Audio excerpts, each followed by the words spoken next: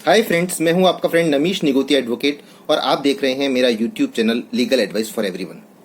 Friends, adultery या जाड़ता क्या होती है, इस ग्राउंड पर कब फैमिली कोर्ट में डाइवोर्स पिटीशन फाइल की जा सकती है, एडल्ट्री को प्रूफ कैसे किया जा सकता है, क्या ये क्रिमिनल ऑफेंस है, आज के इस वीडियो में हम ये डिस्कस करेंगे। फ्रेंड्स, यदि आपने अभी तक मेरा चैनल सब्सक्राइब नहीं किया तो प्लीज मेरा चैनल सब्सक्राइब कर लीजिए। फ्रेंड्स, एडल्ट्री का मतलब है कि यदि कोई स्पाउस अपनी स्पाउस की बिना सहमति के किसी स्ट्रेंजर से वॉलेंटरी सेक्सुअल इंटरकोर्स करता है तो वो एडल्ट्री है और इस ग्राउंड पर डाइवोर्स पिटीशन फाइल की जा सकती है और कोर्ट में प्रूफ करने के बाद डाइवोर्स की डिग्री ली जा सकती है। तो जो एसेंशियल्स हैं वो ये हैं कि वो कोई भी स्पाउस हो सकता है, वो कॉम्पिटेंट कोर्ट में पिटीशन फाइल कर सकता है। उसमें जो एसेंशियल इंग्रेडिएंट है वो ये है कि सेक्सुअल इंटरकोर्स होना चाहिए, वो वॉलेंटरी होना चाहिए और किसी स्ट्रेंजर के साथ स्पाउस का होना चाहिए। क्या एडल्टरी एक क्रिमिनल ऑफेंस है? Section 497 of the Indian penal code ये कहता है कि यदि कोई व्यक्ति यह जानते हुए भी कि यह दूसरे की पत्नी है उसके साथ सेक्सुअल इंटरकोर्स करता है जो कि बलात्कार नहीं है, तो ये एक क्रिमिनल ऑफेंस है और इसके लिए 5 साल तक की सजा का प्रावधान है। लेकिन दोस्तों, ऑनरेबल सुप्रीम कोर्ट ने 2018 में, केस का नाम है Joseph shine versus union of India, larger bench 5 जजेस की बेंच ने 27 जुलाई 2018 को एक महत्वपूर्ण निर्णय दिया और ये कहा कि एडल्ट्री अनकॉन्स्टिट्यूशनल है, क्रिमिनल ऑफेंस नहीं है, ये एक सिविल रॉन्ग हो सकता है। तो एज ऑन टुडे लॉ ये है कि section 497 of the Indian penal code unconstitutional declare हो चुका है और अब एडल्ट्री क्रिमिनल ऑफेंस नहीं है, लेकिन ये एक सिविल रॉन्ग है, ये अनैतिक और गलत है और इसके आधार पर डाइवोर्स की डिग्री ली जा सकती है। दोस्तों, एडल्ट्री को डाइवोर्स की कोर्ट में सिद्ध करना बहुत मुश्किल है क्योंकि इस तरह का कोई भी इलिसिट इंटरकोर्स का जो कृत्य होता है किसी के बीच में वो बहुत छुपे तरीके से होता है। अब क्वेश्चन ये उठता है कि वो कौन से सर्कमस्टांशियल एविडेंस हैं जो कि एडल्ट्री को प्रूफ करते हैं।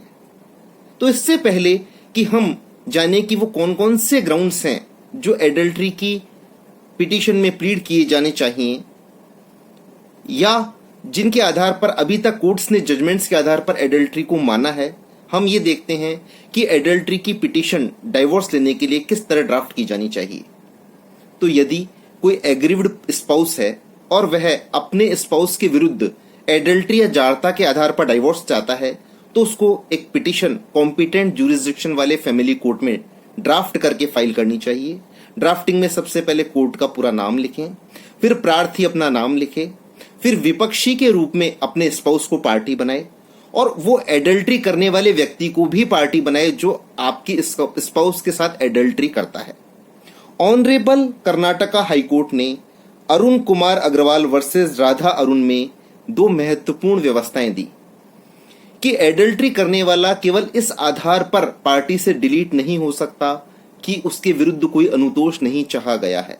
दूसरा, कि एडल्ट्री करने वाला भी आवश्यक पक्षकार है क्योंकि वो एविडेंस से ये सिद्ध करेगा कि प्रार्थी ये सिद्ध करेगा कि उसने एडल्ट्री करी है या नहीं करी है, इसलिए वह एक आवश्यक पक्षकार है। तो अब अपनी पिटीशन में क्या क्या ड्राफ्ट करना चाहिए कि उसका विवाह कब हुआ था, उसने किस व्यक्ति के साथ एडल्ट्री कारित करी, उसकी क्या क्या सर्कमस्टांशियल एविडेंस थी जो ये बताती है कि एडल्ट्री कारित करी, या ऐसे कौन से व्यक्ति हैं जिनके सामने ऐसा कोई कृत्य हुआ जो कि एडल्ट्री की डेफिनेशन में आता है। ये सब ग्राउंड लिख करके फैमिली कोर्ट में पिटीशन फाइल करें, उस पिटीशन को वेरीफाई करें।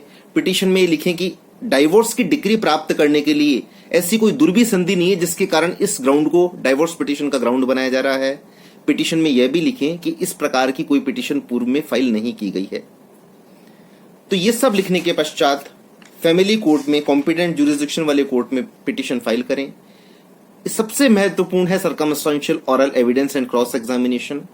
तो उन गवाहों को परीक्षित करवाएं जो यह साबित कर सकें कि स्पाउस का ऐसा कोई भी कृत्य एडल्ट्री की डेफिनेशन में आता है।